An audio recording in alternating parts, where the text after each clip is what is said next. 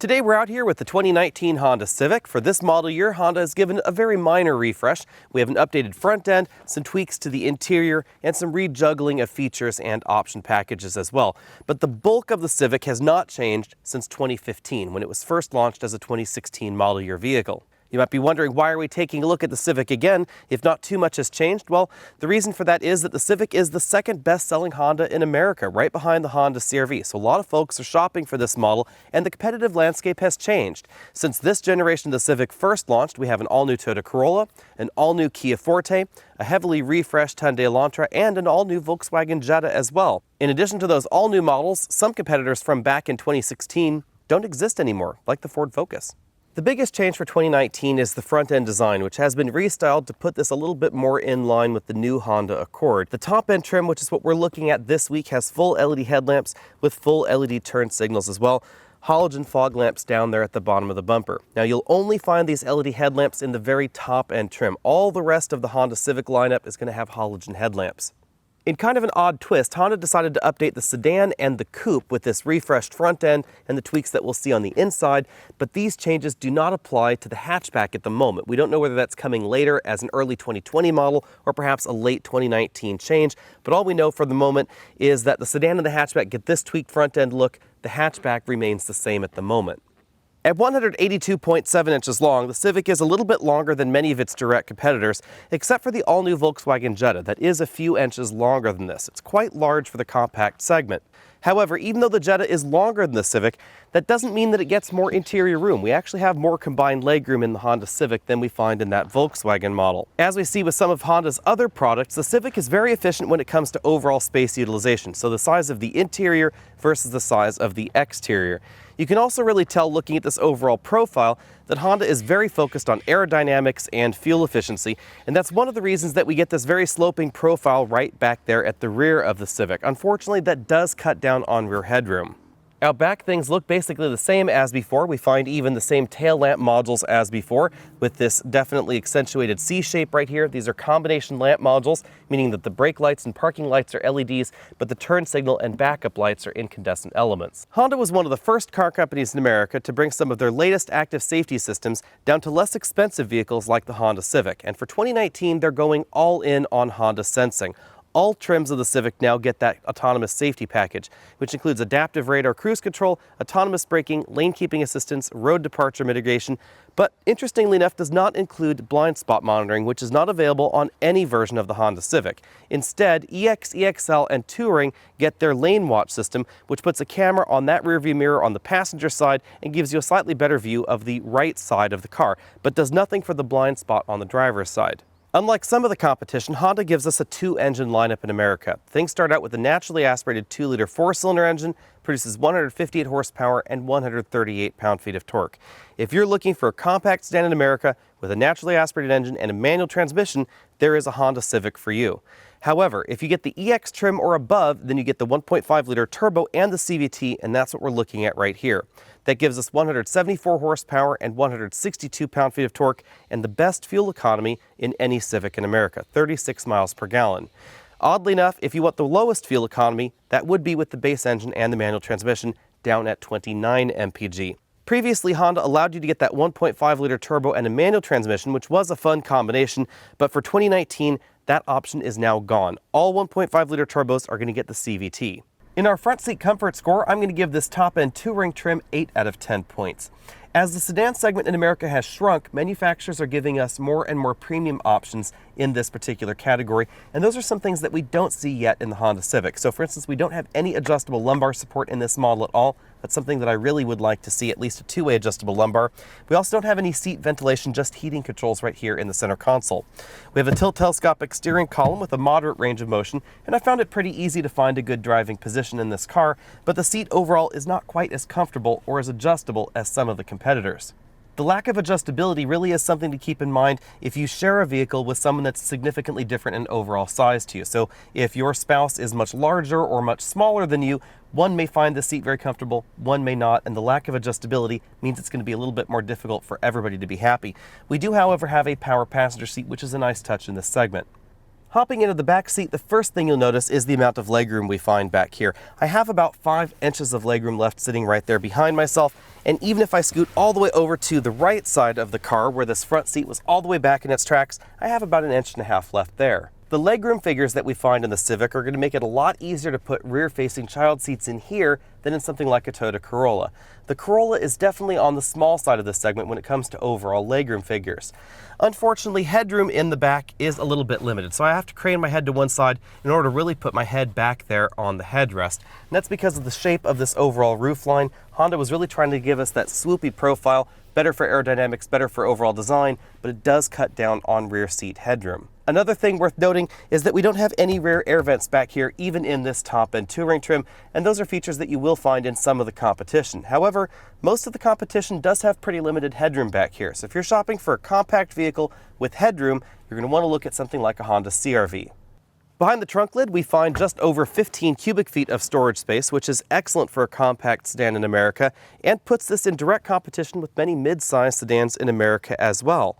For instance, this is about the same kind of cargo capacity that you'll find in the current generation Toyota Camry. Even though the trunk lid in the Civic is pretty short, they've made the opening for the trunk very tall and pretty wide as well. That makes it a lot easier to put larger cargo items back here. You'll find the releases for the rear 60/40 folding seat backs back here in the trunk area. There are no releases inside the cabin. As we look around the interior, keep in mind that we are in the top-end touring trim. We have a pretty standard-sized moonroof right there over the driver and front passengers' heads.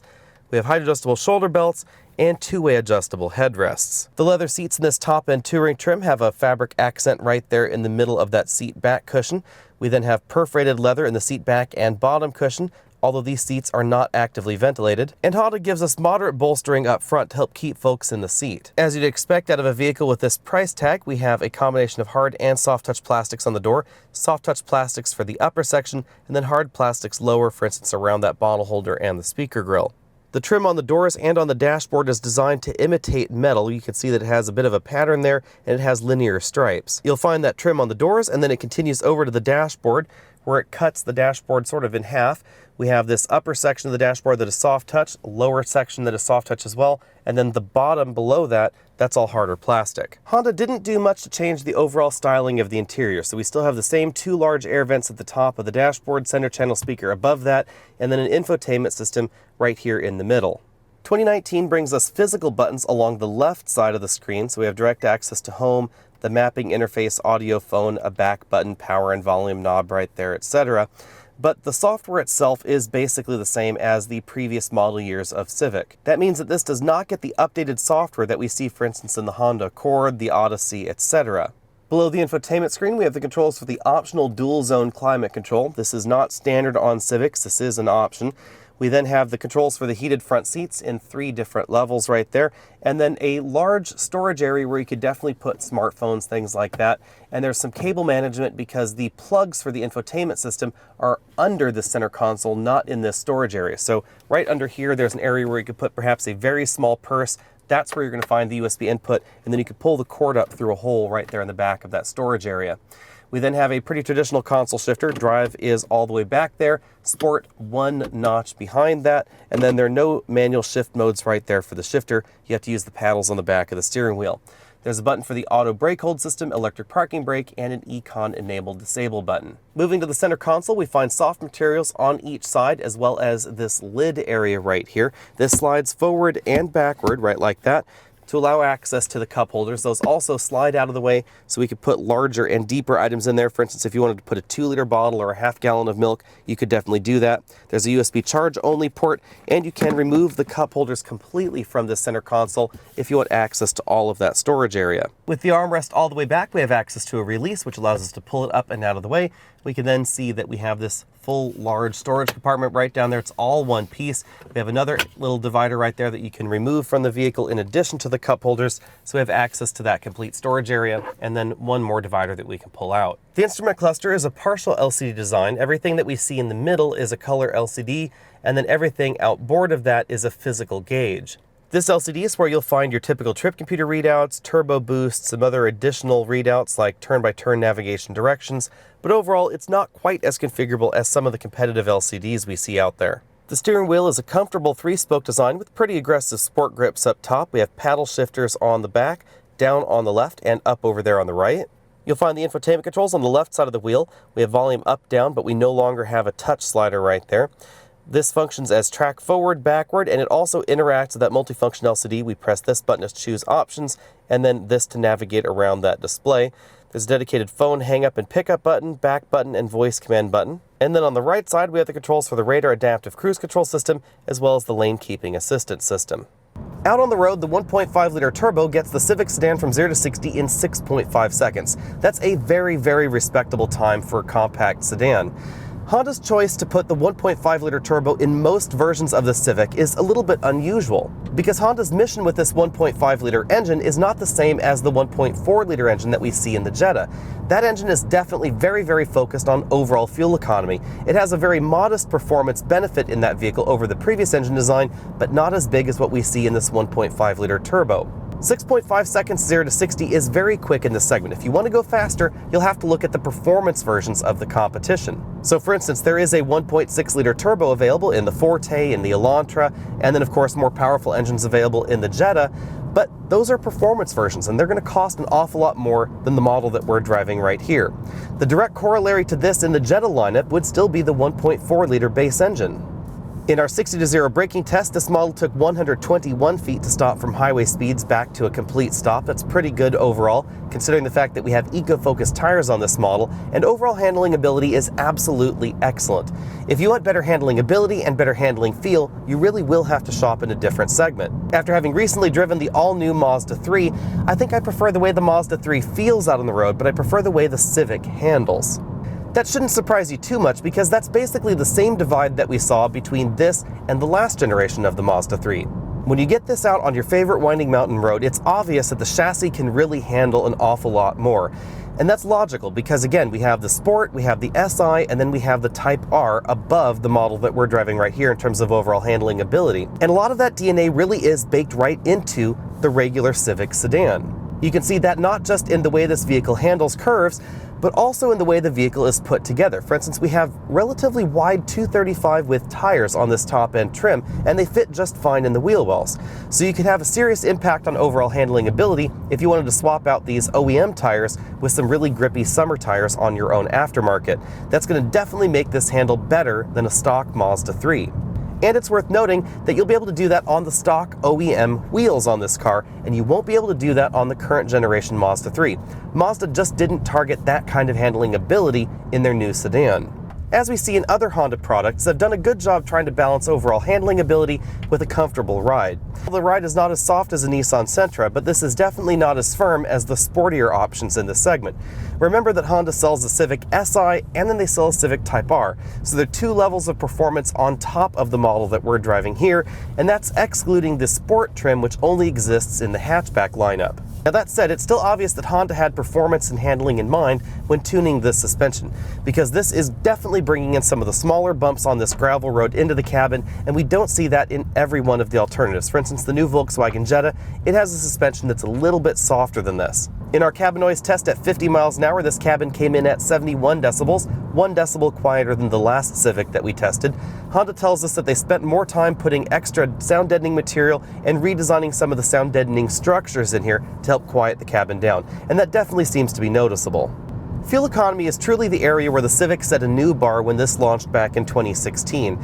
And although other manufacturers have really tried to push up to the fuel economy averages that we've seen in this model, very few have managed to achieve it. Over a week of mixed driving, we've averaged 38 miles per gallon in a 1.5-liter turbocharged vehicle that goes 0 to 60 in 6.5 seconds. That's a very, very good fuel economy figure. If you want better fuel economy than this, you'll have to look at a hybrid entry, something like the Toyota Corolla Hybrid or the Hyundai Ioniq Hybrid, but they're not going to handle or feel like the model that we're driving right here. Speaking of the Toyota Corolla Hybrid, I really had high hopes for that particular model because it is now riding on Toyota's next generation TNGA platform that really has seriously helped out its overall handling ability, but it doesn't mean that it is the equal of this Honda Civic. I think the Civic still has the edge, although the delta between the two is the smallest that it has ever been. But the bigger difference between the Corolla and the Civic is acceleration and the way the drivetrain feels. This is definitely significantly faster than the Corolla, even though overall fuel economy is pretty similar. And the way that this vehicle accelerates is also worth mentioning, because unlike most CVT vehicles out there, this CVT has the ability to change ratios much faster. So for instance, if I slow down right here, the engine is loafing around at about 1400 RPM. If I were to floor it, we get what feels more like a traditional automatic transmission shift, and then we get acceleration. That's not what we see, for instance, in a Nissan Sentra, where the acceleration builds gradually as the engine revs up. We don't have that more definite shift there. Depending on what you're doing, this transmission certainly feels more like a traditional automatic transmission.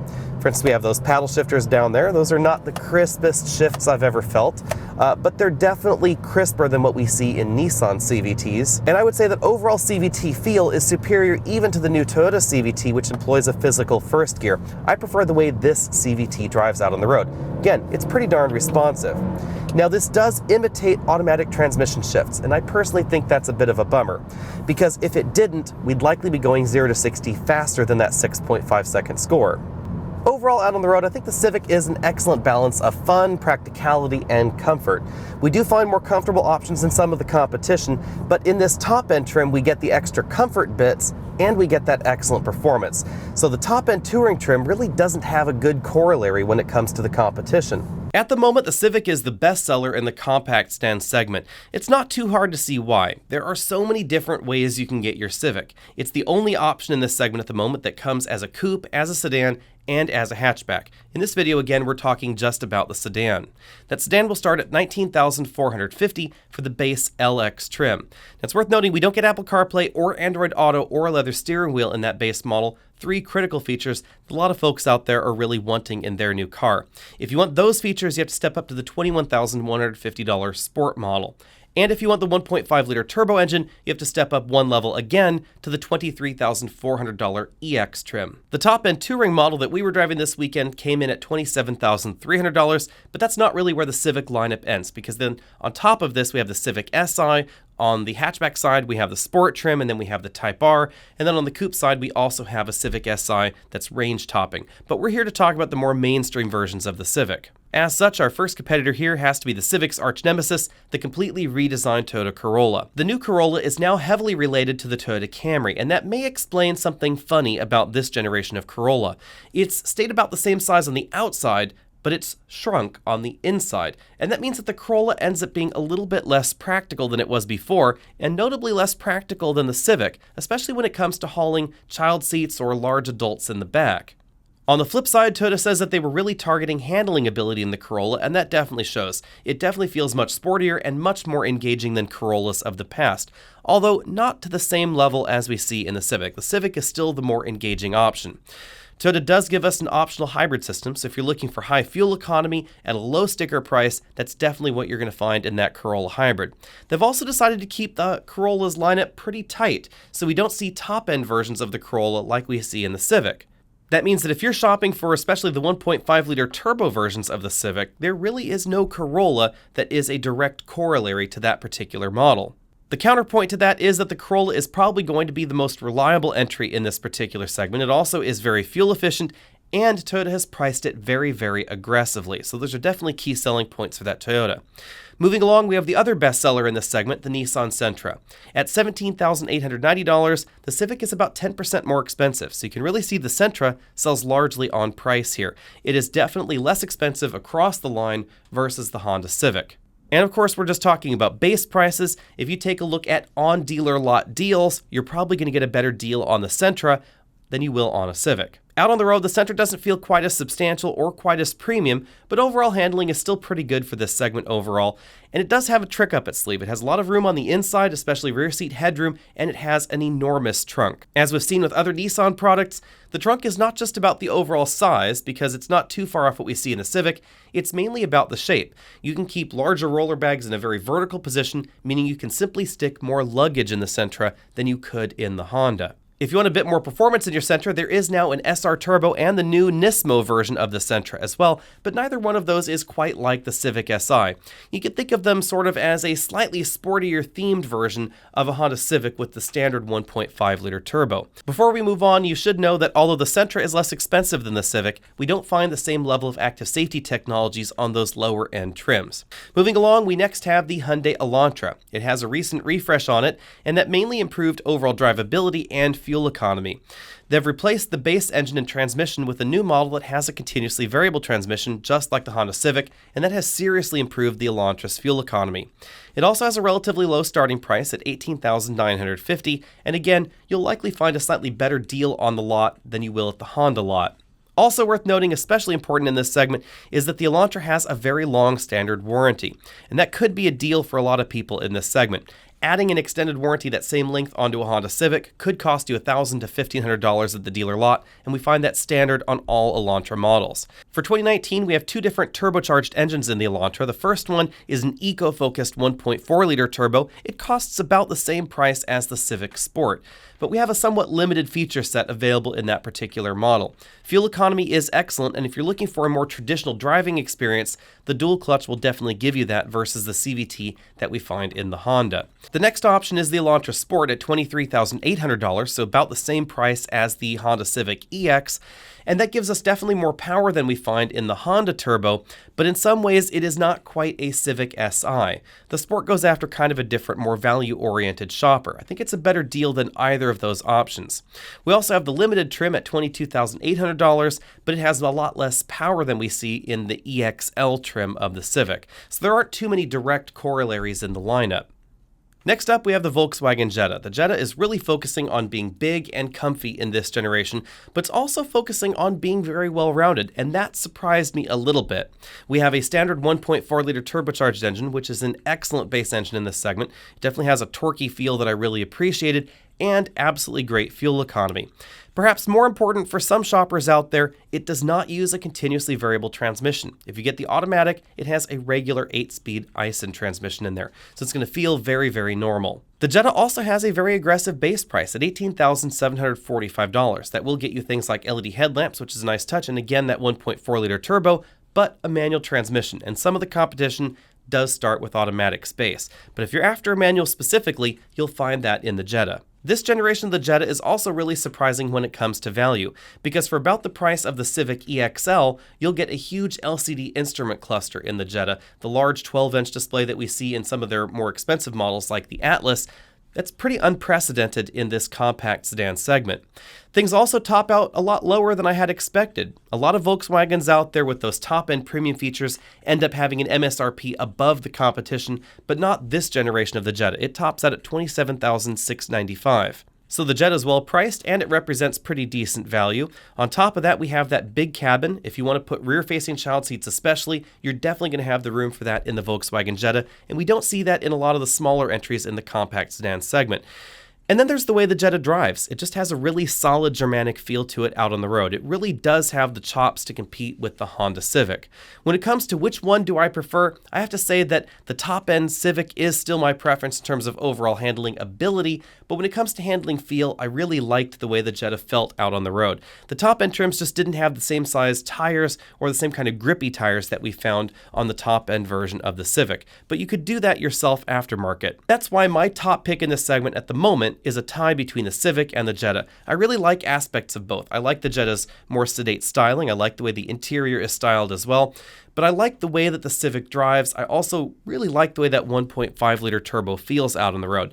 The 1.4T in the Jetta is definitely slower. It's not the same kind of turbo that we see in the Civic. Now, you could get the Jetta GLI, but that's going to be an awful lot more expensive. It also is going to be an entirely different league of performance than the Civic's 1.5-liter turbo. But I also have to say that the Hyundai Ioniq is still a pretty solid number 2 in this particular segment.